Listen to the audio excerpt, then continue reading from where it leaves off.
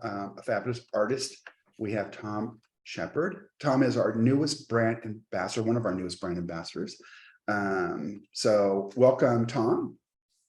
Hi, John. Thanks for having me. Very excited to be a new brand ambassador as well. Fantastic. It's good to see you. So Tom is going to talk a little bit about himself before we start seeing his great artwork. And we're going to see Ethel is going to do a slideshow. Is that correct, Ethel? Yes, John. Okay. Okay, we'll do a share screen now. There we go. I think by now there are quite a number of new followers of your account, Tom. Yeah. But again, each time we have a guest here, we'd like our friends in Zoom and even in Facebook to quickly follow you, quickly follow our guest artist. This is Tom's Instagram account. Easy to remember because it's just his name, Tom Shepard Artist. And of course, he's also on Facebook, similar handle. The next couple of slides, Tom, we have your artworks here, and we'd be happy to hear a line or two for each of these artworks. We begin with this. Okay, yeah. So, yeah, this is painting of a leopard. So when I first came to watercolor, I basically kicked off painting birds, and then I kind of crept into wildlife. And I absolutely love painting any subject, really, like honestly, any subject. Particularly if there's some interesting light on it, some nice atmosphere. However, if I'm kind of left to my own devices in the studio with no direction, I tend to fall back always to wildlife. It's kind of wildlife and birds is my first love from when I was a kid, and I was always drawing when I was a kid, drawing birds, drawing wildlife. And so not much has really changed. And this particular painting is a favorite of mine. Largely because of the lot of wet into wet work in the shadows. So I'm a big fan of working wet in wet in the shadow areas. So we end up with this lovely kind of softness, this kind of out of focus feeling, which we get in the shadows in real life anyway. And then I always like the contrast of that softness versus the more like the harder edges and the more defined areas where the light is kind of hitting the subject. So for me, that's what this particular painting was all about, and playing around with warm and cool colors, using the spots to emphasize the shape of the animal, trying to force myself to be reserved with the amount of detail, which is always hard, trying not to fuss it too much, just keep it simple, nice big washes, let the paint do its thing. And for me, this painting kind of captured that essence of watercolor that I'm usually chasing with varying amounts of success.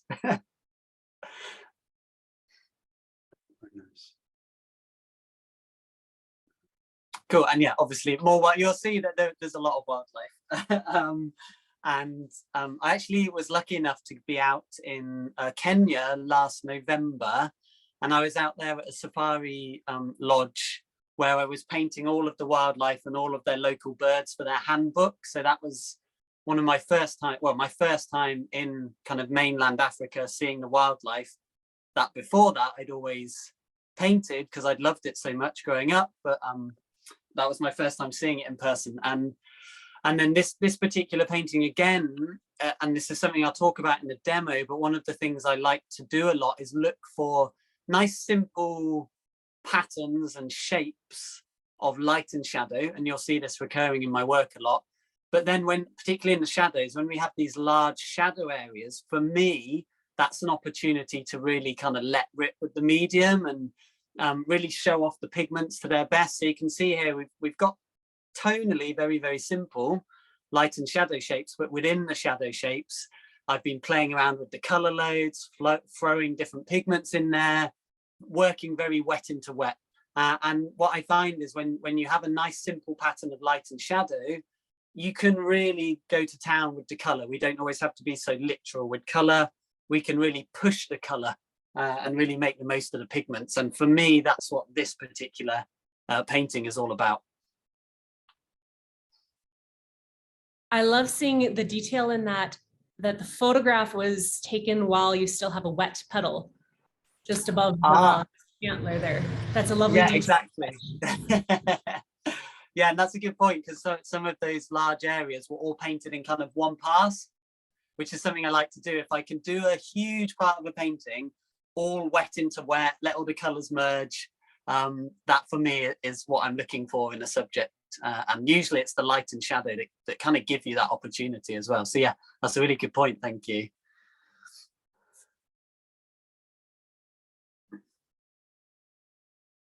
Cool. And then birds, no surprise. So again, it's not as so obvious in this one, but again, what I'm always looking for is, can I take areas of similar or same tonal values? So we've got like the underside of the wing, the underside of the body, the underside of the neck and the head. They're all kind of cast in shadow. And again, this is a fantastic opportunity to run all of the shadow colors into each other as much as possible, and kind of let those colors flow, get that soft wet into wet work. And the other thing I'm then looking for is just a few little hits of detail here and there. It's usually in the face. It's the obvious place to just refine areas. And then what we get then that I really love in painting, whatever the subject, whatever the medium, it's that kind of contrast between kind of looser, more abstract areas that maybe have a little bit more movement to them, a bit broader with the brush strokes. And you kind of contrast that with a couple of areas that are a bit more refined, a little bit more detailed, and they kind of play off each other. Like the detail makes the abstract areas feel more abstract, and vice versa. So, and I'm always, particularly with flying birds, I want to get loads of movement injected in there. So lots of splashing of the paint, lots of free flowing brush strokes, lots of wet into wet work, anything to inject kind of movement and excitement into the piece, really. And that for me is what this one is all about.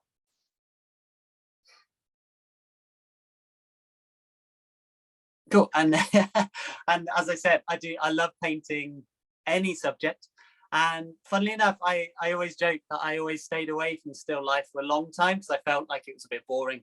You know, who wants to paint fruit and stuff like that, and when you could be painting wildlife and birds? And then actually I kind of fell in love with painting still life. And the reason being, I feel, is because it's kind of for me, it's the absolute essence of watercolor, because you are painting these beautiful abstract shapes and you're trying to jigsaw these shapes together in a way that kind of gives the impression of your subject, but we don't always have to be too literal about it. And that's what this particular painting was all about. Even though it has the illusion maybe of complexity, and even a sense of realism, actually that complexity and that realism is very much born out of extremely simple tonal values. And in the demo, this is what I'm going to show you. I use a very simple framework by which I paint the light family first, then I paint what I call the gentle shadow. And while the gentle shadow is still wet, I start dropping in areas of deeper shadow. And that exact framework is what I use to paint these oranges. And it also then, when you have these big simple shapes and this nice simple framework from which to approach any subject, you then free yourself up again to let the medium and the pigment do all of the work for you. And I know that always sounds quite funny, but watercolor really does do a lot of the work for you. I honestly just focus on simple shapes, light and shadow, a simple kind of framework from which to tackle any subject. Watercolor does everything else for me, truly. Can I ask you a question? Of course, yeah. When you were doing animals or anything that has eyeballs, do you start with the eyes first?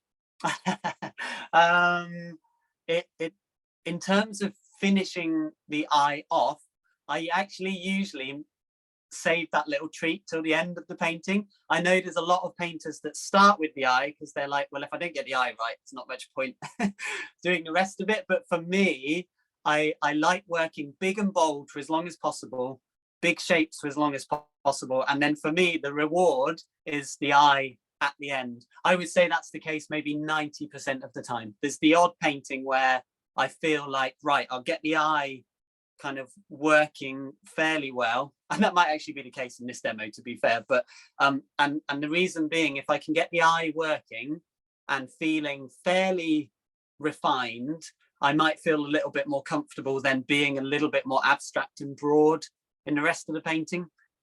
Most of the time the eye is the reward at the end, but sometimes it's the other way around. It really depends on the subject. Thank you.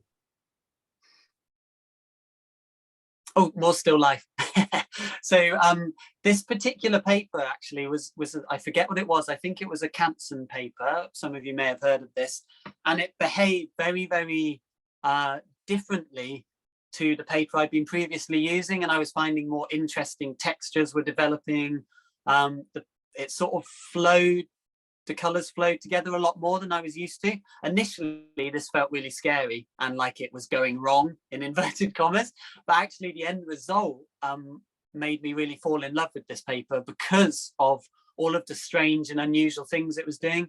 And I think this is an interesting point because it kind of hints at the fact that often watercolor is at its best when we're not trying to control it too much. There's an element of control that we need, and refinement and understanding the medium, paint consistency, all of that sort of stuff. But again, it is kind of at its best when it's a little bit out of control.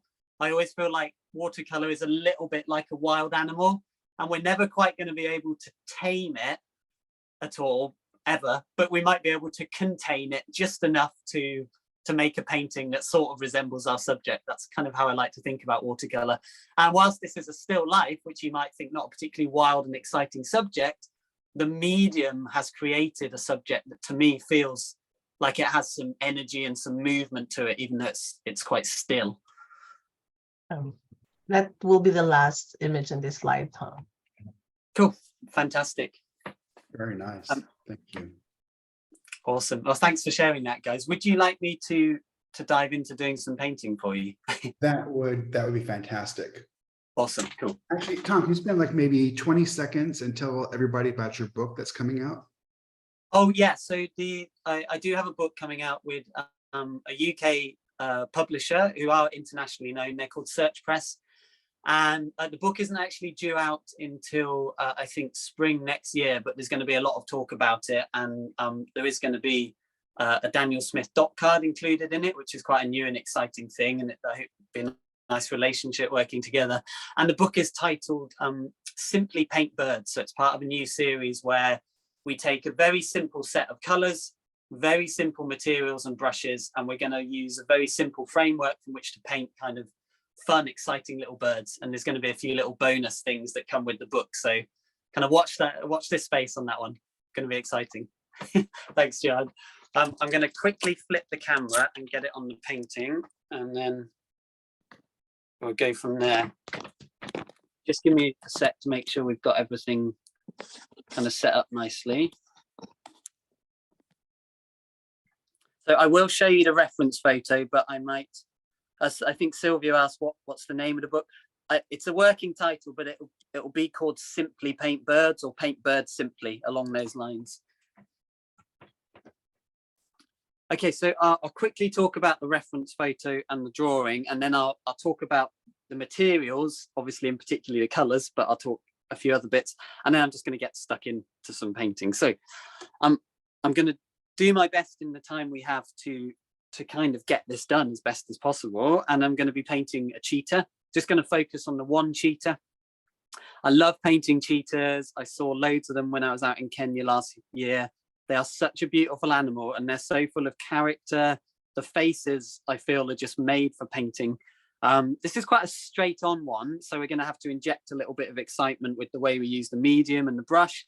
But as you'll see, the subject, and this makes things a little bit easier, has a very clear pattern of light and shadow. So it's something I'm generally looking for in my work, but even when it's not there very obviously, we can still kind of find it and use it as a way to tackle our subject. But when I'm looking at my subject like this, I'm thinking, right, we've got the light family, which is made up of the white of the page and lots of fun watery colors, which we're going to throw around. And then after that, once it's dry, I'm going to start painting in the shadow shapes, the gentle shadow. That's going to start giving the structure to the subject. And then whilst that shadow is still fairly damp, we're going to start dropping in some of the darker colors to get that lovely wet into wet. And then we'll use a bit of background to trap the light. So in that sense, it's a relatively simple subject, famous last words. But one thing I love about painting animals with markings on is that we can use the markings to accentuate and exaggerate the feeling of light, the feeling of form. And there's a few ways we can do that. I'll talk about them more as I paint, but we can use tone. So even though the markings look very dark in the light side, we're going to make them a little bit lighter. Then we're going to push the markings really deep and dark in the shadows. And then we're going to play around with cool and warm colors a little bit. I'm going to step away from the literal color and have a little bit more fun with the color. And I think we'll play around with slightly warmer colors in the light. And I'm going to push the colors to be a little bit cooler in the shadows. So we're looking for contrast of light and shadow. We're looking for contrast of refined areas versus abstract areas. And we're going to be looking for contrast of kind of cool and warm, all little ways to inject some energy and some excitement into our subject. So the paper I'm using is the paper I use the majority of the time. It's by Bao Hong. Many of you may have heard of this already. A lot of the Daniel Smith ambassadors, I believe, use this paper. I've really fallen in love with it in the last year or so. It's pretty much the main paper I use. It's 100% cotton. I used a very rough texture because I like broken brush strokes. The rough texture tends to stay wet a little bit longer. And what I love about this paper is it's not only is it extremely forgiving, it can handle quite a heavy load of pigment without going overworked. I'm quite heavy with the amount of pigment I use and my strong colors, and this paper can really handle it well. In terms of brushes, my brush set is pretty simple. I tend to have a very big mop to really get the paint flowing, working with the bigger shapes. This is a set of brushes I've started using more recently by Pan Art. So they're a relatively new company on the scene in the grand scheme of things, but they make these beautiful brushes. This is a synthetic squirrel. So it's extremely soft feeling. It holds tons of water, really lets the paint flow, but it also comes to a nice fine point for a bit more control. That's a size 16 kind of pointed mop. I then have a smaller version for smaller shapes, exactly the same brush, but a size 8. I also, one of my other favorite brushes is a Jackson's Raven. It's fairly similar to this. It's just got a little slightly bigger body and it's a slightly bigger size. I do have some bigger size Pan Art brushes, which I often use, but they're not with me at the moment. And then my smaller brush for those little finishing details is a synthetic sable, size 16 round, also by Pan Art. And the synthetic sable, it doesn't hold as much water and pigment. And because it's got a lot smaller body, this is actually a good thing. It's a lot easier to control when we need it for these smaller areas. So if you want the paint to be flowing loads out of the brush, we've got these more mop style brushes, and then a pointed round where the paint doesn't flow as well in a positive way for that bit more control. Now the colors, the good bit. Until recent times, I've had a fairly limited core set of colors, but since really going to town with the Daniel Smith colors, my box of paints has expanded significantly. However, for individual paintings, I still like to have quite a limited palette, and it gives us a slightly more harmonious color scheme with fairly minimal effort.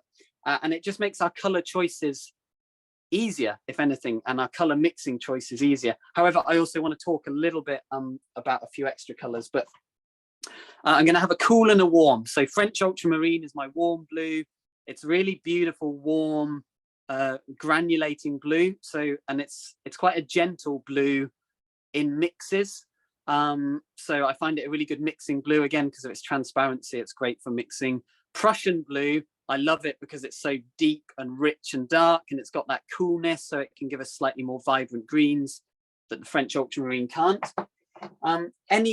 Any of the more vibrant yellows I love. Indian yellow, New Gamboge yellow, any of the slightly more opaque yellows I also like, but Aureolin yellow is one of my favorites. It gives us beautiful, vibrant greens because of its cool bias, but it's also kind of high chroma enough that if we want to warm it up with some reds or some oranges, it will still create very clean, vibrant oranges and warmer colors as well, because it's such a clean, transparent yellow, which I really love. And then any cool red, really. I'm using quinacridone rose as my cool red, but you've also got alizarin crimson. Your quinacridone red is another cool red that I use a lot and I really love. That's kind of my core color set for this one. However, I've got some of my favorites I must mention. I've been absolutely loving Pyrrol Orange recently, Pyrrol Orange. It's such an intense, pure orange. It just gives that shot of warmth or hotness that sometimes we really want and we won't get with mixes. It's got that purity to it that you won't get with a mix. So if you want that intense orange, it's perfect for that. My absolute all-time favorite color that is so much more versatile than just painting turquoise is Cobalt Teal Blue. I love it in its own right for so many reasons, but it's such a fantastic mixing color. You can mix everything from like even slightly soft purples through to really interesting greens. You can drop it into mixes. You can make the most wonderful colored grays, an extremely versatile color that I always have on the palette. And then if I want a bit more opacity to kind of throw into darks and inject a bit more life into washes, I use a more opaque lavender color. There's also King's Royal Blue, which works in a very similar way. It makes also beautiful washes, but you have to be a bit careful because it's more opaque. You don't want to overload washes with it or do under washes with it too much. So that's my kind of playing color. And then before I paint, I just want to mention as a group of colors, with the way that I like to paint, the quinacridones are colors that I use all of the time. They're so vibrant and such beautiful colors, but they're also extremely transparent and very, very clean and clear. So they make such great mixing colors. It's very hard to kind of overwork or make the mixes go dead. And they have that intensity of color that feels a little bit more like using an opaque color. And they're also super light fast as well. So I have almost the entire range of quinacridone colors. I may call upon maybe quinacridone deep gold, maybe a quinacridone violet as the painting evolves. We'll kind of see how we go. Okay, let me just double check the time because I don't want to go on for too long. But I'm sure people will let me know how I'm doing. So we are just going to dive in with, as I said, what I call the light family. And I know someone asked about painting the eyes first, and they were talking more about detail, obviously, but I just want to get a little blast of orange in the eyes to start. So we're going to start fairly controlled, but once I've done the control bit, we're going to get the big brush out and we're going to throw that pigment around. I always say to people, as long as you don't go too dark too quickly in watercolor, you've got time and you've got freedom. That's the trick, is not going too dark too quickly.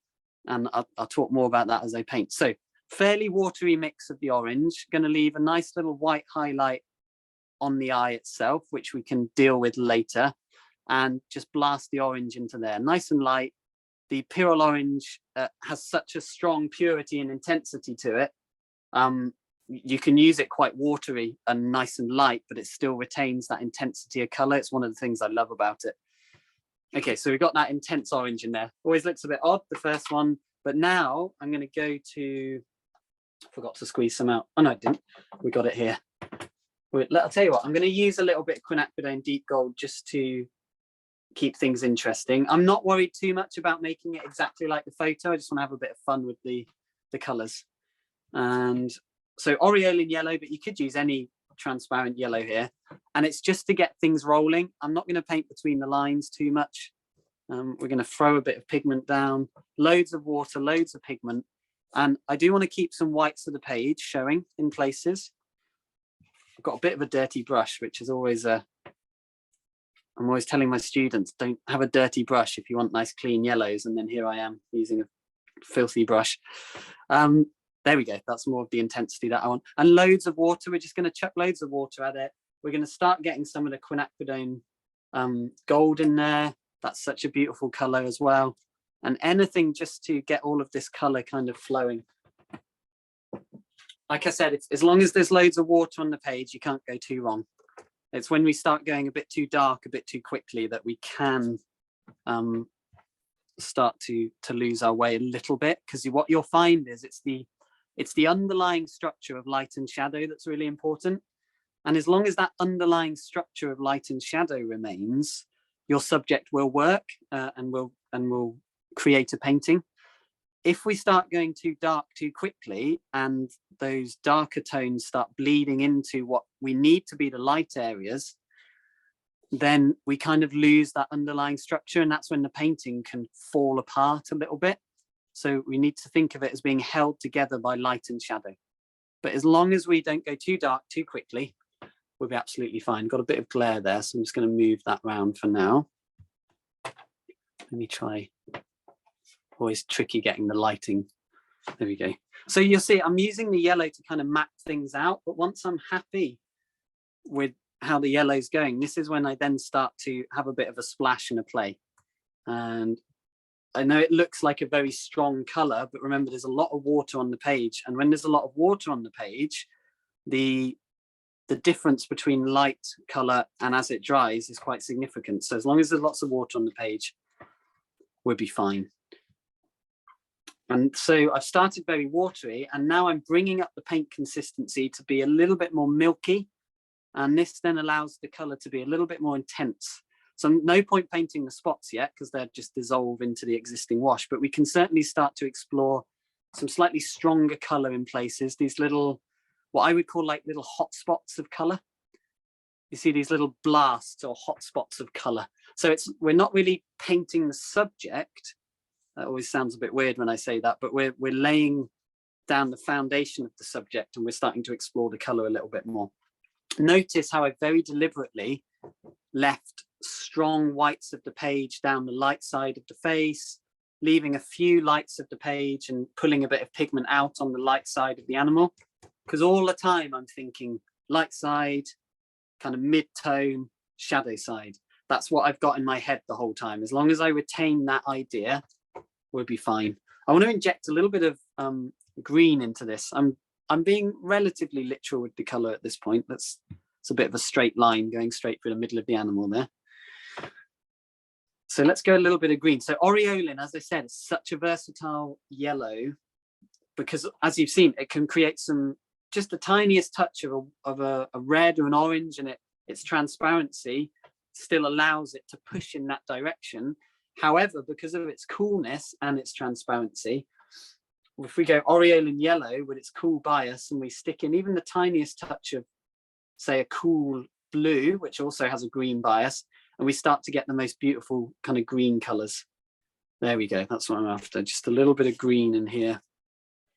And just having fun with it, not worrying too much if the green goes into the animal or the orange goes into the background. It doesn't really matter too much.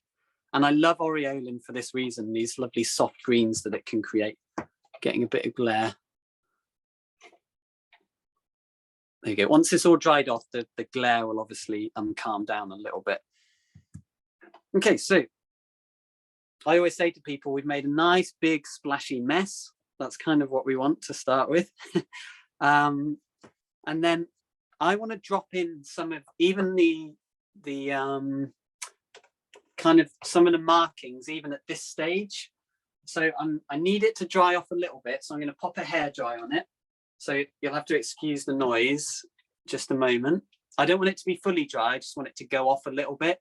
Then I'm going to start dropping some markings in. And then from there, we'll probably dry it off completely and then start to build in the shadows and the structure and those little details. Here, I'm just using a clean damp brush and I'm just softening the edges in a couple of places where I don't want too hard an edge between things. It doesn't matter too much, but it's just to soften the edges down a wee bit. There we go. Okay, I'm going to give it a quick blast with a hairdryer.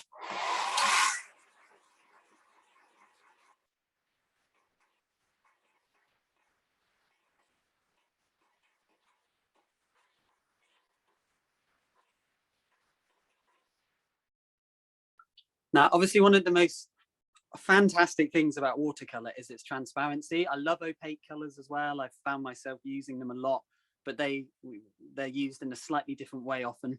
But it's that luminosity and that transparency of watercolor. And what I love is where the green here has bled into the animal. And although we will eventually be putting a shadow over this area, because of the transparency, you will always find that the color underneath always influences the wash on top in some sort of way, and it creates these effects and these variegations that we could never plan. And again, that's the joy of watercolor, is we can plan a little bit. And that's why I say to people, like, if you just focus on painting light and shadow, simple shapes of light and shadow, and then allow the medium to do the rest, you're kind of finding that interesting balance between kind of structure and a more logical process, meeting the kind of the more creative element of watercolor, where we're just letting it do its thing. And for me, watercolor is at its best when we're kind of balancing those two things, kind of logical stuff meets kind of creative, letting loose, and that's what watercolor does so well. So I spoke briefly about doing kind of some warmer colors for the spots in the light side. We're then going to cool the shadow side down a bit. There's a slight dampness on the page, so I can come into the spots as long as I make the pigment that I'm using going into the spots much thicker and creamier in consistency than what's on the page. And what I'm hoping is some of the spots will come out quite defined. Some of them will melt ever so slightly into the still damp wash. So it's always this relationship between the dampness of the page mixed with the thickness or the consistency of the paint in your brush. And I'm going to vary the color of the spots as I go as well. Anything to just have fun with it and make it interesting more than anything. So we're going to go some orange spots, and you'll notice, I will bring the photo back up again at some point. You'll notice that some of the spots, I'm not making them anywhere near as dark as in the photo. That's very deliberate to exaggerate and emphasize the feeling of light and shadow. And you'll also notice the direction of the spots will change. They kind of spiral out from this central area here. Some of them, I may introduce the tiniest amount of French ultramarine and a bit of the, not quinacridone red, quinacridone rose, just to push some of them a little bit darker. So I'm just trying to create a bit more variety in the spots and just use them to shape and sculpt the animal. So they always look so strange when you first put them on there. You think, oh God, this isn't going well. I think that in every single painting. So if you are thinking it too, that's absolutely fine. But varying the size of the spot. So I'm purposely using a slightly softer brush because it actually doesn't give me that much control. And you'll see I'm using this almost kind of dry brush feeling to the spots and really paying attention to the way that they move around the form of the animal, the size that they are, the way that they go, as they go around the side of the animal, they change shape ever so slightly. But thick, creamy paint consistency, mixing different consistencies as I go, just kind of having fun with it. We're going to go into this side as well, and you can see some of the spots have softened in to the surrounding area, and some of them have stayed a little bit more where they're put, is how I like to describe it. So coming in here, some lovely spots kind of spiraling into the central shape of the animal here. And I think as we go into the shadow side now, and this is when not all of this will make sense until we start to get the shadows in, but that's when we should really see a big difference here. So much thicker now, lots of the French ultramarine, that beautiful mixing blue. And I'm just going to push some of, there we go, just starting to push some of these spots that little bit darker as they drift over towards the shadow side of the animal. But again, creating variety, anything to create variety, movement, excitement, interest. We've even got these beautiful spots in here. I love markings and spots because they are just such fascinating abstract shapes. And rather than trying to copy every single spot, I tend to say, oh, which are my favorite shapes? What are my most interesting shapes here?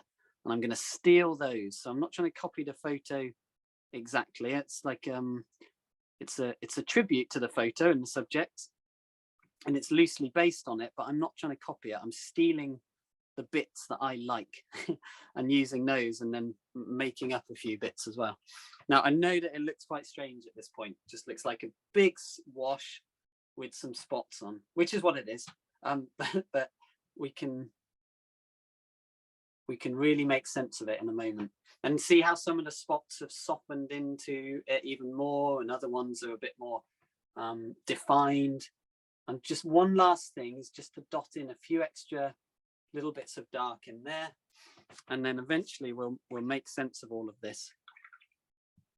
Okay, so I think I'm fairly happy with that as a fairly simple start. Just got a few more spots to just pop in on the head. I'm going to keep them nice and light on the head for the most part, or well, vary them. There's a little bit of dampness on the page up here, which is nice, and I'm going to use that to my advantage.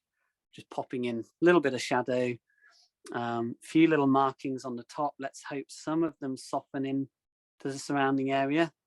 Let's build in a little bit more softness into the side of the face here. I don't really want to drift into painting the shadows quite yet, but I am pushing into the shadow tone a little bit. Some nice markings around here, a couple under there. Push, push, push. Nice simple brush strokes, and then just a few darker markings as well, but not too dark. Still some dampness on the page here. Let the medium do a lot of the work. Even in here, just little dots, little spots. You can see everything's slowed down a little bit. Quite often with students, I talk about like the rhythm of a painting. You know, we have that big energetic start that feels really exciting, and it is really exciting. And then as the painting, we drift into this middle stage, everything sort of slows down a little bit more. That's perfectly fine. I'm trying very hard not to get caught up in areas for too long, but at the same time, I'm just homing in on areas a little bit more, taking my time a little bit more, playing around with the shapes a little bit more.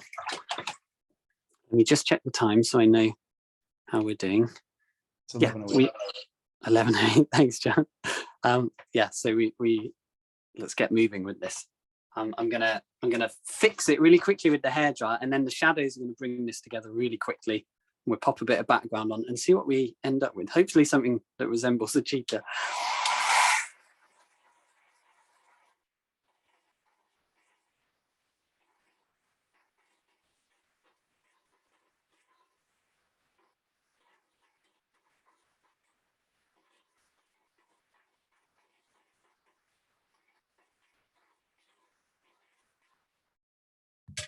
So you can see there is a shift, obviously, of colour from wet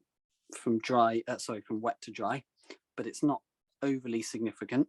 And so I'm going to come in now, and the only thing I need to do before we really get this moving, like there's not loads of time, but there's plenty of time to really get this working, is just do like a slightly darker tone on the nose, leaving a little highlight in a couple of places. So that's just a soft French ultramarine mixed with a little bit of red and yellow, so it kind of grays it down. Always lovely grey colours are so lovely. Okay, let's go for it. We're going to go big shadow shape. So I think we're going to go to our, might sound strange, but we're going to go to our cobalt blue to kick off, a cobalt teal blue, and to kind of inject this coolness into the shadows and just see what we end up with. We can always alter the colour as we go if we need to. First lot of shadow always looks bizarre and strange and a bit out of place, but we'll just continue the idea. And what I like to do is variegate the wash as I go. So that cobalt teal blue, you add a little bit of like a magenta or quinacridone red or something, and look at the most beautiful kind of transparent soft grey purple. You wouldn't necessarily think it born out of those two colours, but this is why I love this cobalt teal blue. It's such a fantastic color. And then we can start to just play around with lovely variegated washes. And if I want the wash to go a little bit cooler, I maybe drift back into the kind of the teal color. And then if I want to hot it up or warm it up a little bit, I start to go into like the lilac color or the quinacridone color. There we go. So you see we're getting that lovely variegation, but the shadow shape is immediately helping to hold everything together. Now this stage is terrifying in watercolor, for me anyway, because you're kind of destroying this lovely underlying wash that you had, which we have to do in pursuit of the finished painting. We don't have much choice. We kind of have to destroy what we just spent ages doing. We don't need to destroy all of it, but we do need to kind of blitz past what we've already done and start to explore some of the more defined shapes. So you see how the shape of the animal immediately appears from painting light and shadow. And this is what I love about watercolor. If you just focus, as I said, on these light and shadow shapes and let the medium do the work, you more often than not, your subject is going to appear in front of you. So this is the gentle shadow, and I'm going to go back to a big brush and we're going to get a bit more abstract, but you can see the shape of light and shadow is there already. If you want to keep it a bit more damp, this paper stays wet a long time. It's one of the other reasons I love this Bao paper. But if you want to make it stay wet a little bit longer, you always give it a little spray with a water bottle or something. Here I'm going to drift into a bit more of an orange color, so I'm really variegating the wash fairly strongly here as we go, and a bit more red in there as we come down here into there. Then I'm going to come back into, you can see how quickly the color, the shadow, the gentle shadow gives us our subject.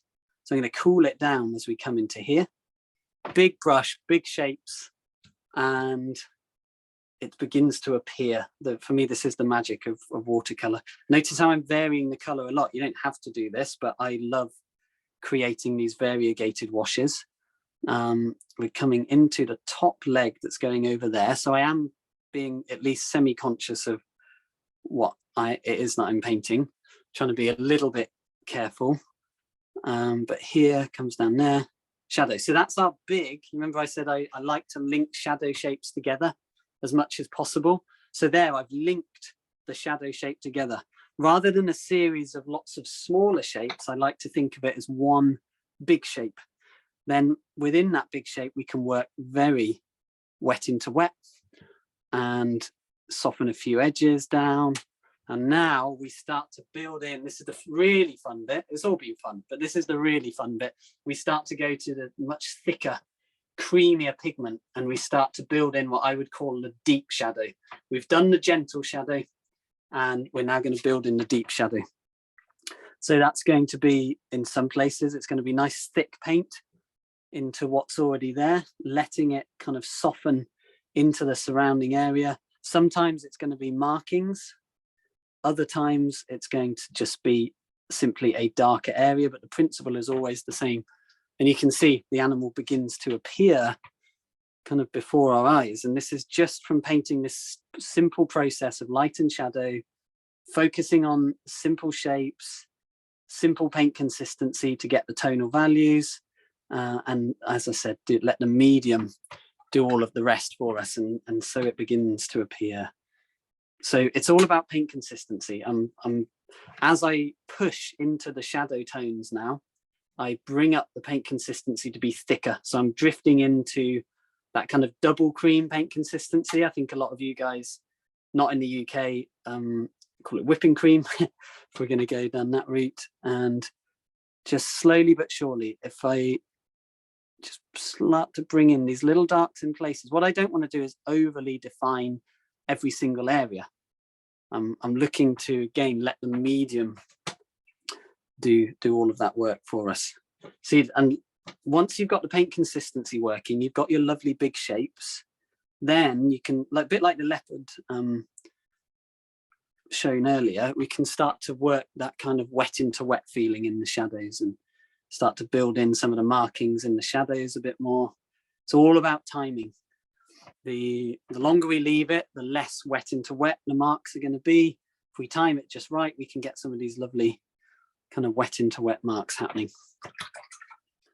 Okay, and now I can push for the really deep darks.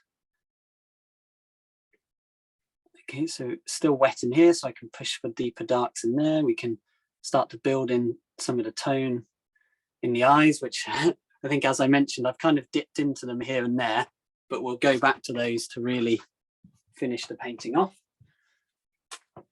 Okay, so let's get this all kind of working now. The essence of the painting is there, is what I like to say. So now we've got sort of, I imagine maybe 5-10 minutes or so, somewhere in between that, just to bring this to life and make it a working painting. Everything is there that we need to be there.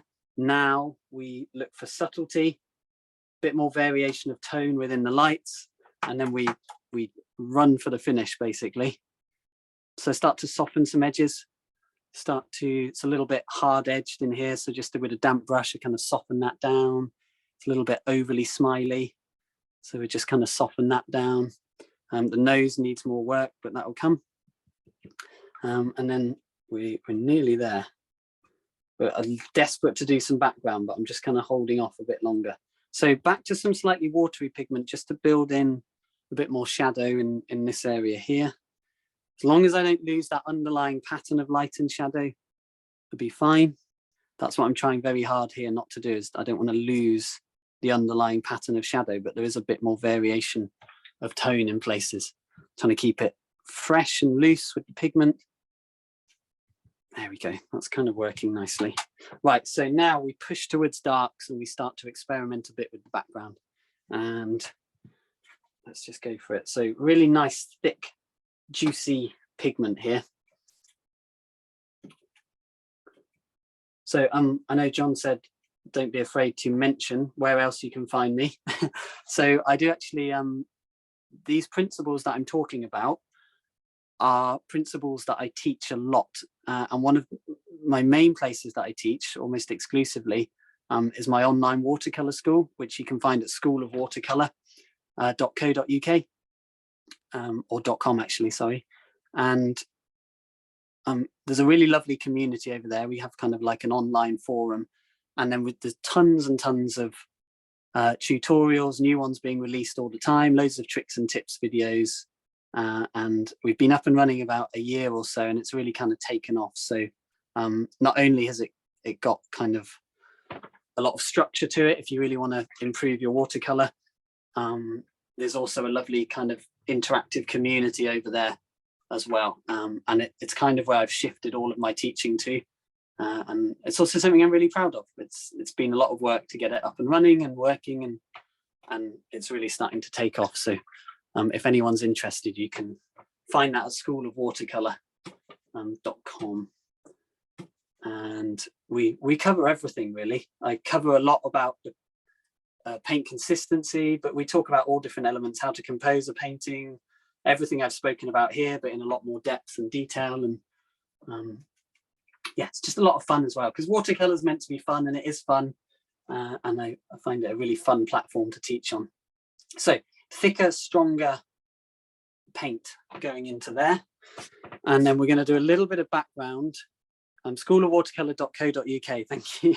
I know some of my students from over there are watching.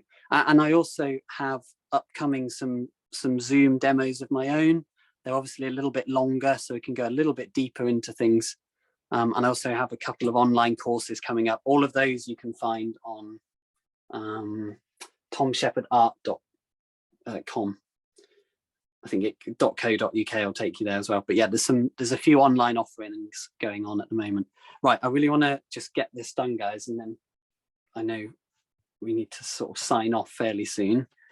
So we need to build in the dark of the nose. So still working fairly wet into wet. Even on a small scale, I use exactly the same principle.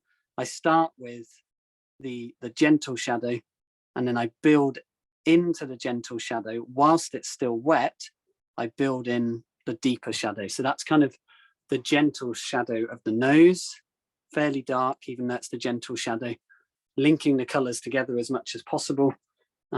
Still working with fairly broad brush strokes. We're going to let that dry off a little bit while we do the background. And then I promise you, it's literally just finishing touches in the face and we're there. So back to the big brush. I want a nice, deep, rich, juicy kind of dark greenish color.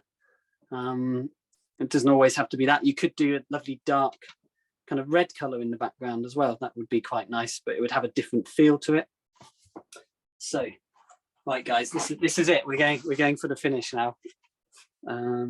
A little bit more Aureolin. I love Aureolin and Prussian as a mix, both very clean mixing colors that have that green bias, and they're beautiful, light with lots of water, but they're also, because of the juicy pigment, they're such a rich dark color that you get when you mix it thicker and creamier. And I'm going to come in, I don't want to trap all the light, but we're going to come in here trap the light on the animal. This is where we can start to inject a bit more life back into some of the brush marks, start to trap the light on there. I start fairly simple and then build out from there, something like that. Okay, and you can always soften edges. We come back in with a damp brush, soften some edges. Don't be afraid of dry brush work as well, anything to create texture. Sometimes I want to trap light with very strong dark. Other times I want the light to meet the light, so we kind of lose an edge. And other times I want shadow to meet shadow, so we get some lost edges within the shadows between the background and the object itself, the animal. So coming in here, this is lovely, thick, juicy pigment is how I would describe it. It will soften ever so slightly into the animal. I want to kind of lose an edge there. There's nothing wrong with that. Here I want shadow against light. There I've got light against shadow. Here I've got light against light. Here I've got shadow against shadow. So there's 4 different types of edges there. And notice we're still getting some lovely softness developing. And then let's bring it all together, do a bit of splashing. It can always be an afterthought, the splashing, just to inject a bit of movement into everything. Anything like that. And then we're back into the eyes. The very last thing, if you just allow me 1 more minute of your time, we can just bring it to a bit more of a finish. I mean, I quite like it as it is. This is obviously a slightly sped up version of a painting. However, I do like to work fast, but for tutorials, I obviously slow down a little bit. But in the studio, my own work, I do like to paint fast. It stops me from fussing around too much, but this is particularly fast. However, I must say that I do like these demonstrations because they force you not to fuss around. You've kind of got to be fairly concise, say what it is you need to say with the brush, and be done with it. And although I could do more here, I'm not going to, because I know we're drifting towards the end of the session. So there'll be a few little follicles in there and a few little details to finish off, but I would You're be tempted. amazing. You're amazing, Tom. Oh, thank you. I feel like I'm in a speed race, but you're awesome. So do I. Like I said, I do like to paint quick and fast because it keeps me loose. That was especially sped up, but hopefully it shows you the power of these light and shadow shapes. You can see the structure. So big light family.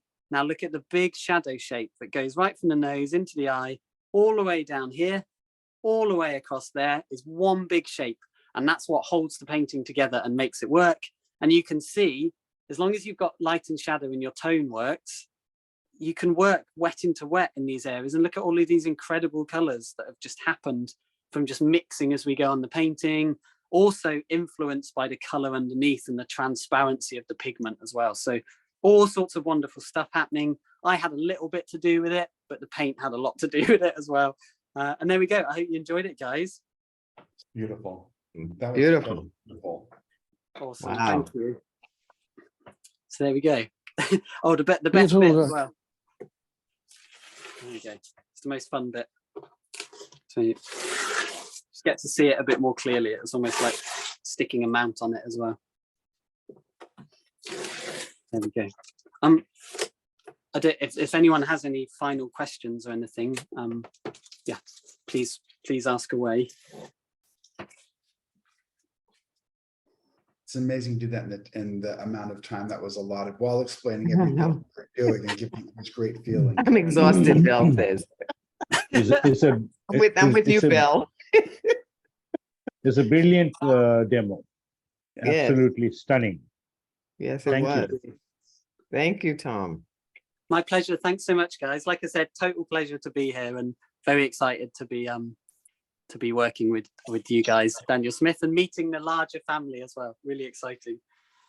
Tom, Yeah. was your paper flat or is it at an angle?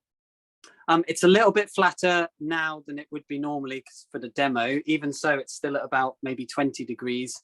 When I'm working in the studio, I quite often bring it up to like 30, even 45 degrees if I really want that paint to flow and go everywhere, and even just tilting the board as you're working, anything to encourage the watercolor to do its thing. But yeah, this has a bit of a tilt to it. Tom, does Thank that Balhong nut, it seems to lay flat with all the water on it, didn't buckle a lot. No, it's buckled a little bit. But it's this paper. It's only 300 GSM. But again, the Balhong watercolor paper is just such a great paper because it can handle, particularly the way I work, a lot of water and a lot of pigment. It can just handle it. It handles it a lot better than other papers that I've used that do buckle a lot more. Okay, thank you. The paper name is Baohong and it's Baohong. This is the professional grade, but they also have a Student grade, I think. student grade, which is also 100% cotton and is also extremely good paper. You can also use both sides of it, and they work equally well. So that's quite nice because there's always paintings that go wrong. Great, thank you. Well, those eyes are beautiful. Yeah. I know they look luminescent. Yeah, it's that beautiful transparency, and you can see, I won't harp on about it, but I love this color cobalt teal blue so much because this is the sort of thing it does. It's got this transparency. It does seem to granulate a little bit as well. And it's because it's turquoise, but it's so transparent and it makes it such a great mixing color. And I just find it, I use it for everything. Even these purples and these softer grays were created with the cobalt teal, but with like particularly the quinacridone reds. They just make the most incredible colors with minimal effort, which is always a nice thing. Wow. Does anybody have any questions for Tom? I have a question. Yeah. This is Linda. I was wondering if, I mean, I can see some of the pencil marks underneath, and is that just not something you worry about? Is that part of the deal? Part of your picture? Yeah, definitely. I know there's some people don't like pencil marks. I actually really love seeing pencil marks. People do. I was wondering, yeah. Yeah, and the drawing I started with was quite a sort of, it's a little bit darker because I was demonstrating for you guys, and also a little bit more of a rigid drawing. Quite often my drawings are a little bit looser and a bit more expressive, and I actually like the expressive nature of line work mixed in with the paint. However, saying that, I found myself more and more recently working without an underlying drawing. I'm not quite ready to do that in front of people yet, but that's been quite fun as well. But yeah, no, I don't mind seeing pencil work. I find it adds to my work. I would love to see a loose pencil drawing. I don't know what that looks like. Sounds fabulous. Yeah, really fun in its own right. And then I find like a loose pencil drawing encourages me to also paint a little bit looser as well. You know, if there's energy and movement in the drawing, I find there's more energy and movement in my brushwork as well. So do you have any of those that you could show for an example of what you mean? I don't, I'm afraid. No, I've got nothing else near me. No. All right. Thank you. Thank you. Great question. I have a question. Yeah, go for it. Thank you. Can you bring closer the paper so I can see the texture on the Baohong paper? Yeah, I can see if it shows up. Yeah, so that's beautiful. Interesting, beautiful texture. So yeah, it's lovely, and it, you know, and as we know, so many of the Daniel Smith colors granulate so beautifully. This paper shows off granulation really well. Anything where there's a bit more texture to the paper. There's a fantastic paper by Pan Arts as well. They make a really heavily textured paper, and the granulation shows up beautifully on it. The only thing I will say about it is that I find for work like landscape paintings, I find it comes out a little bit heavy, so I tend to move towards the cold press paper for slightly more delicate or lighter work. It just seems to behave a bit more in keeping with that slightly more refined work or landscape work, where you want a bit more of an airy feel to the paint and less of a heavy feel to it. And then the hot press is not something I ever use, but it's still a beautiful paper. It's beautiful, stunning work. Thank you so much. My pleasure. Thank you. Well, Tom, thank you for being with us today, and thank you for showing us your artwork. And it's fabulous to have you as a brand ambassador. Thank you so much for accepting that and becoming a brand ambassador for Daniel Smith. My pleasure. I didn't take much persuading, to be fair, but Can we see Tom so we can say goodbye? We can't see him. Oh, yeah. Let me, I might have to do it handheld because I've moved my. You just bear with me a sec. Get to see the background there. There we go. There you go. There you go. Yeah, Brilliant. that was There's the Thank you. maestro. Thank you so much for having me, guys, and lovely to meet everyone. Yeah, just Thank you, excited to Tom. be here. Thank you. Thank you. Thank you, everybody. Jonathan. Thank you, Thank you. Tom. Thanks, Great guys. work. Again. See you, Thank you. Tom. Thanks so much. you. Bye. Bye. Bye. Bye-bye.